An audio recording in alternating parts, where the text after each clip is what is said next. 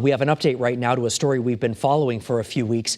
More than 1,000 emails have been sent to the governor's office in support of having a compassionate visitors policy. Those who have loved ones with intellectual disabilities want a person with them in the hospital if they were to develop COVID-19. A state agency has now issued some guidance on the topic. Channel 3 Eyewitness News reporter Courtney Zeller is shedding some light on why some organizations say more needs to be done. Shane, what's the matter? Huh? You don't know what to do?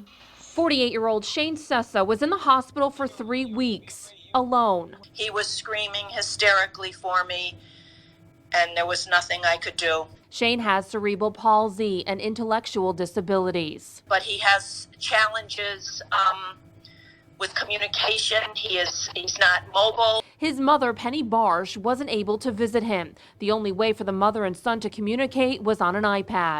Does your belly hurt? Yeah.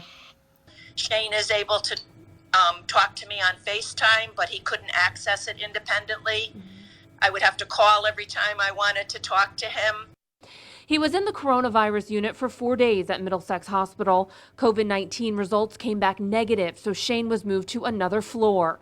Turns out he needed emergency surgery. It was the worst time in my life. Especially when he was screaming when they told him he had to go for surgery and all those people were rushing around. And it's those like Shane who need a caregiver, parent, or guardian with them during hospital stays. New York and now New Jersey have this compassionate visitors policy in place. For the past week, we've been asking when our state will do the same thing.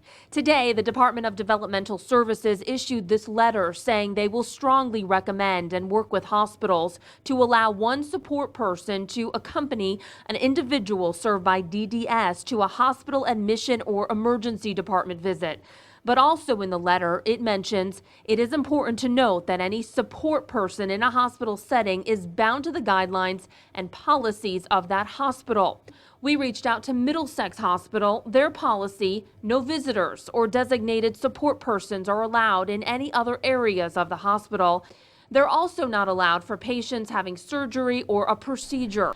The ARC of Connecticut has worked on this issue for 4 weeks. They say they are profoundly disappointed with the state of Connecticut's continued and inexplicable failure to join the states of New York and New Jersey in mandating a compassionate visitor policy. Shane is now out of the hospital, but parents like Penny say something more needs to be done. I'm still shaken from the whole thing. He's not over it yet, and if he has to go back in, I'm in the same situation where I can't be with him. I reached out to the governor's office to see if anything more can be done, but I have not heard back today. With the Mobile Newsroom tonight, Courtney Zeller, Channel 3 Eyewitness News.